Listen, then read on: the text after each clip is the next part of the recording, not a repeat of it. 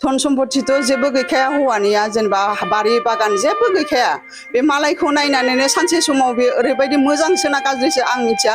बेनो मालायखौ नायनो गावनि गथ'फोर बायदि सानोमोन ओरैबायदि हेल्प खालामोमोन जानो गैयि मानसिफोरखौबो दिनै गावनि निजा गथ'खौ बियो जेबो उदिस लायाखै जेबो माने बेनि मेन खारनखौ आं मा सानो मिथिबाय बिनि हिन्जाव बे रायखसि हिन्जाव बियो रायखसि हिन्जावजों हाबा जादों बियो जुदि मोजां हिन्जावजों हाबा जानायमोनबा दिनै आंनि गथ'खौबो नायहरगौमोन बे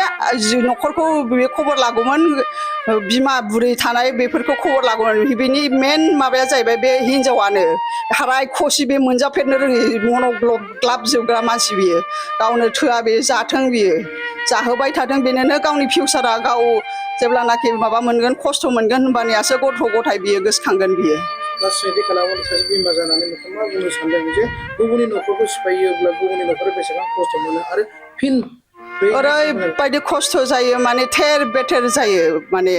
एखेबारे जेबो जिर' बायदि जायो आरो जेनेबा एखेबारे गोदान माबा हिम्मत लानानै गोदान माबा खालामबासो संसारखौ जेनेबा सालायफिननो लाबासो नङाबाथ' थेर बेथेर गोसोआबो थेर बेथेर बायगोन माइन्ड गासिबो डिप्रेसनाव थांजोबगोन धन सम्पतिबो सेस लेथें फेथें जाजोबगोन आरो बेनिखायनो आं माबा जेनेबा खावलायो जेनेबा रावबो बेबायदि खालामनो नाङा रावबो जेनेबा बर' सुबुंफोरा बेबायदि खालामनाया मोजां नङा आरो जेनेबा न'खर माने माबा धन सम्पतिनि खोथाल' नङा फरायनाय मानायावबो ओरैबायदि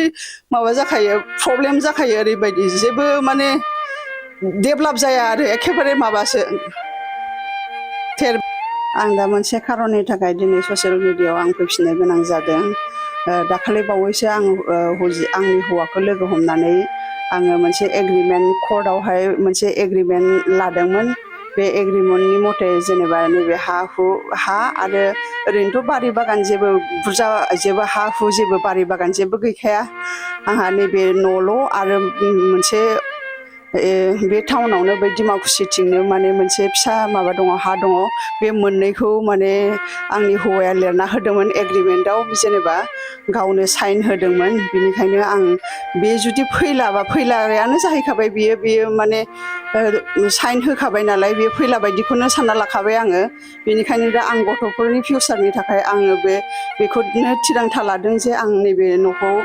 जेनेबा माबानानै आं गावनि जोनोम जायगायाव थांनायनि आं माबा खालामबाय आरो थांखि लाबाय आंनि जोनोम जायगाया चिरां डिस्ट्रिक्ट सामथाइबारि गुरुबासाव सामथाइबारि डिमाकुसियाव आं हाबा जाफैदोंमोन आंनि हौवाया जोंखौ गोदाव सोराव खालामना गालांबाय आं दा गथ'फोरनि फिउचारनि थाखाय आं बे डिसिसनखौ लादों ओंखाय दा आं नैबे बे जुदि फैलाबा आं रावनिफ्रायबो हेल्प मोना थानो एसे जेनेबा उसुबिदा मोनदों आङो बिनि थाखायनो आं गथ' गथायखौ लानानै आङो आंनि जोनोम जायगायाव थांनायनि थिरांथा लाबाय बे 1.5 खथा हा बियो बे न'आव हा ओमफ्राय बिदिनो बिदि दं आरो ओमफ्राय बेखौ सोरबा जुदि लानो गोसो जायोबा कन्टेक्ट नाम्बार होगोन बे नाम्बाराव कन्टेक्ट खालामनो हरनो हागोन आरो आं दा आंनि हौवाया दिनैसिम 2 बोसोरनि बारा जाबाय जोंखौ खबर लाहरा गथ' गथाय खबर लाहरा आं हारसिङै ओरैबायदि खस्थ' जारलायै आं गथ'फोरखौ माबादों फेदेरगासिनो दङ दिनै बियो फैला होननानै डिसिसन लानानै दिनै आंनो मोनसे नटारि लिरना होदों साइन होदों एग्रिमेन्ट होदों बियो बेयाव दङ बिनिया ओमफ्राय बिनिखायनो आं नैबे बे जेबोथ' आंनो जेबो होखायाखै बियो दिनैसिम माबायाबो साख्रिनि बे जिथुनाखि माबा खालामदों माने डिभाइड खालामदों सेलारि बेबो प्रसेसआवनो दं बेखौबो आं आसा खालामो बे डिपार्टमेन्टनि मानसिया थाबैनो मावनानै होबा आंनि थाखाय जोबोद माने मोजां जागौमोन आरो हेल्प जागौमोन गथ'आबो आंनिया क्लास 10आव आं ओरै आं जेनेबा उन्दैनिफ्रायनो हाजिरा मुजिराबो आं मावफेरा दाथ' हेल्थआबो आंनिया मोजां नङा दा बिनि थाखायनो आं दा डिसिसन लानाया बेनो बे न'खौ आङो माबानानै फाननानै आङो चिराङाव थांनायनि माबा खालामबाय आरो नोंथांनि जिथु बर' बिथाङा गुबुन सोरजोंबा हाबा जानायनि माबा सुलुं मोनदों नामा हाबा जादोंना जायाखै हाबा जायाखैबाबो थालाबायनानै आन्डारग्राउन्ड एखेबारे रावजोंबो नुजाया न'खर खबर लाया गथ' गथाय खबर लाया बिमा बिफा बुरै बोराय रावखौबो खबर लाया बै सोरबा हिन्जावजों थायो हिन्जावजों थानानै गथ' गथाय माने हाबा आंनि मथेबाथ' बिसोर हाबा जायाखै ओरैनो गथ' खांनानै दङ बियो गथ'बो आं खोनानाय मथे दाथ' हाबाबो जायाखै बिसोरो आरो गथ' सासे दंबावो माबायदि अबस्थायाव दङ बिसोर गावसोरसो मिथिगौ सासे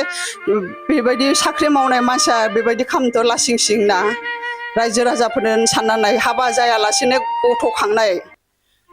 बिसोर दिनैसिम हाबा जानायनि रावनोबो प्रुफ खिथिफेरनो हायाखै माबाफेराखै बिसोरो अब्ला नोंथाङा डिमाकुसिनिफ्राय चिरां जिल्लासिम शिफ्ट जानायखौ सानदों आरो बेखौनो आं माबा डिसिसन लाबाय बेनो आंनि फाइनाल डिसिसन आरो आं हौवायानो फैलाबा बा आं बिराद खस्थ' मोनदों आरो दा संसाराव थांना थानो थाखाय बिनि थाखायनो आं जोबोद माने प्रब्लेमनि थाखाय आं दा न'आवनो थांनो माबा लाबाय डिसिसन लाबाय आं नोंथांनि जिथु हौवा ललित बिथाङा नोंथांनो हाफोरखौ लिरना होबाय नङा होमबा औ लिरना होनानै नोंथाङा फाननानै बेखौ औ आं बैथिंजाय हाखौ बायफिनगोन न' बां आंहा लुहैफिननांगौ बिराद बारि बागान माबा जेनेबा बिथा बायनानै आं न'खौ लुफिननांगौ आरो बेखौ आं माबादों आरो आंथ' बेखौ एकदम माने फोरमायनो आंनि गोसोआवसो दंसै बेफोरो माने ओरैबायदि बेफोरखौ माने गोसोखांनोनो लुबैला बायदि जाबाय आङो ओरैबायदि गथ' सानैखौ लानानै आं ओरैबायदि माने आंहाथ'